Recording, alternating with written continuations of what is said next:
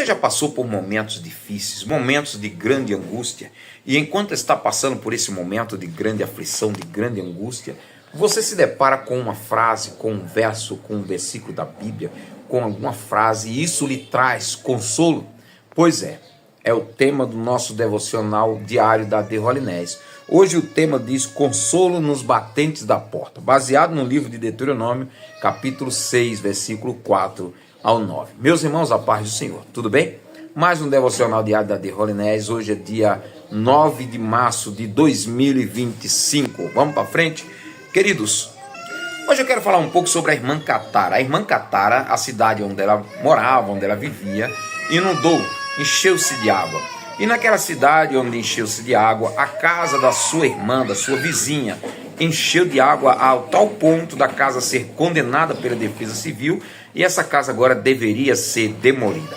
Enquanto eles começaram a demolir aquela casa, chegaram nos batentes da porta. Na hora de arrancar, eles perceberam que tinha ali alguns versos. E quando eles abriram aqueles umbrais da porta, aqueles batentes, eles descobriram versos da Bíblia e começaram a ler. E aquilo, mesmo em tempos de crise, em tempos de grande aflição, trouxe grande alívio para eles, trouxe uma felicidade incrível, porque dentro daquelas portas haviam textos bíblicos onde eles puderam ler, e daqui e dali trouxeram grandes alegria para eles.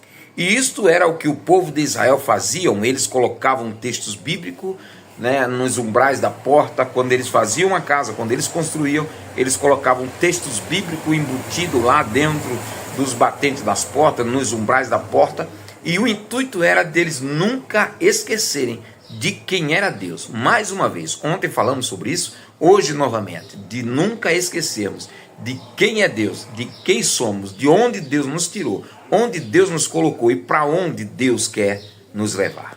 Chegamos no livro de Deuteronômio, capítulo de número 8. Capítulo de número 8, mais uma vez, começa dizendo: olha, lembre-se do Senhor. Quando vocês construírem casa, quando vocês adquirirem prata, quando vocês adquirirem ouro, quando vocês estiverem ricos, quando vocês estiverem abastecidos, cuidado, lembre-se de não esquecer de que foi Deus que os abençoou. Isso não veio de vocês mesmos, mas foi Deus quem abençoou vocês, é por isso que vocês estão da maneira que estão. Um dos versos que chama mais atenção é o texto que diz assim: o Senhor te fez andar pelo deserto durante todo esse tempo. Ele te humilhou, te fez passar fome e te sustentou com maná do céu que você nem conhecia, somente para te provar que Ele cuida de vocês e que nem só de pão viverá o homem, mas de toda palavra que sai da boca de Deus. No capítulo número 9 vai trazer aí, eu marquei aqui um ditado que dizia na época. O ditado dizia assim: quem é capaz de resistir aos filhos de Enaque? Sabe quem era Enaque? Enaque eram os gigantes, os Enaquins. E o texto bíblico aqui diz que as cidades, essas 7 cidades, que eram dos Jebuseus, dos Gazeus, dos Eveus, dos Ferezeus, a Bíblia diz que as cidades desse povo eram tudo cidades fortificadas. Eram cidades com grandes muros, grandes porta trancada de bronze, de ferro, com ferrolhos. E lá nessa cidade só tinha gente grande, eram pessoas da família dos Enaquins. Mas este povo, o tamanho da pessoa, o tamanho da nação, não intimida Deus. A Bíblia diz que as nações perante Deus é como se fosse uma gota d'água, era como se fosse um pouco de água num balde. Então, para Deus isso é nada. Aí a mensagem principal é: vocês vão invadir essas terras, vocês vão tomar essa terra, porque eu tenho dado a vocês como posse. Então, vocês não precisam ter medo. Lá tem gigante, lá tem homens grandes, lá tem homens terríveis, mas sou eu, o Senhor, Deus de vocês, que estou levando vocês para lá. Nunca se esqueça disso. Há lugares que você vai conquistar que muitos dirão jamais, mas não limite o tamanho do nosso Deus. Nosso Deus é um Deus grande. Diga para o seu...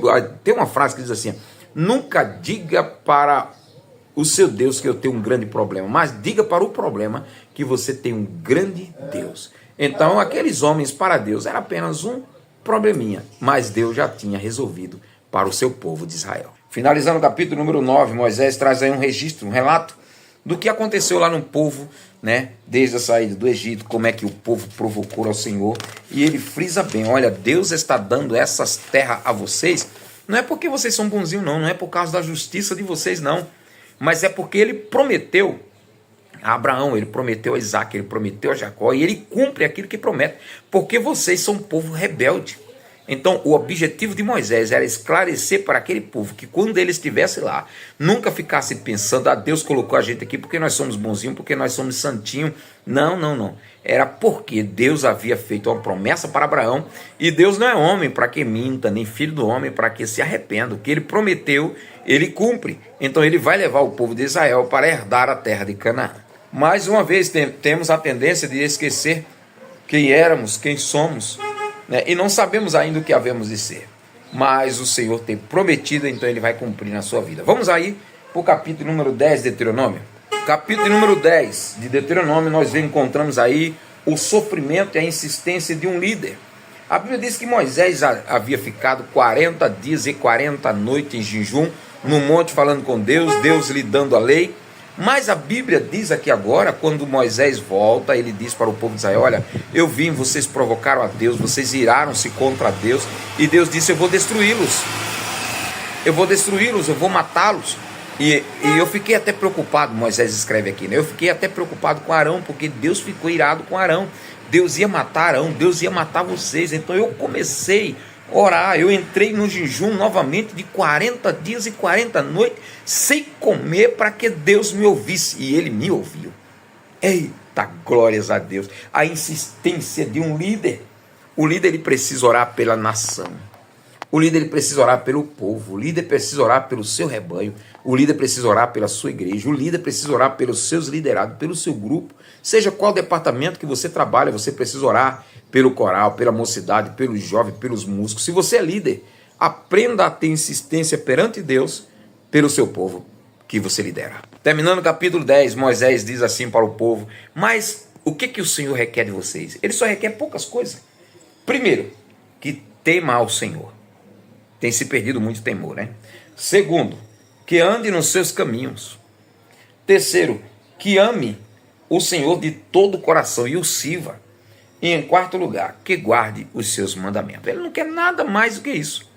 Que tema ao Senhor, que ande nos seus caminhos, que ame o Senhor de todo o teu coração e sirva a Ele, e que guarde os seus mandamentos. Fazendo esses 4 passos, tá bom. Agora finalizando aí no livro de Marcos, capítulo 11, 20 e 23. Lembra daquela figueira, quando os discípulos voltam no outro dia com Jesus, eles encontram aquela figueira que estava morta agora. Pedro diz assim, Senhor, nem olha aquela figueira que o Senhor falou ontem. E ele disse, pois é, se vocês tiverem fé, vocês vão orar e vão pedir tudo que quiserem em oração e será feito. Porém, eu achei muito interessante uma colocação de Jesus. Ele disse que você tem que, antes de orar por aquilo, vocês têm que orar e perdoar os seus inimigos. Perdoar os outros. Aí a Bíblia diz que no outro dia Jesus vai novamente para Jerusalém, onde ele tinha futucado o diabo com vara curta no dia anterior, onde ele tinha derrubado lá as mesas dos cambistas, tirando os povos que estavam vendendo pombo, expulsou todo mundo dali. Agora Jesus volta lá de novo. Olha, vê se pode. Aí a Bíblia diz que os fariseus, os mestres da lei, encontram com Jesus e vão questioná-lo. E não vai ser uma pergunta muito boba, não. Vai ser uma pergunta muito forte. Com qual autoridade tu faz essas coisas? Quem te deu autoridade para tu chegar lá no templo e fazer o que tu fizesse? Eita! E agora? Encurralaram Jesus, né? Com qual autoridade tu faz isso? Quem te deu autoridade para tu chegar no templo e fazer o que tu fizeste ontem?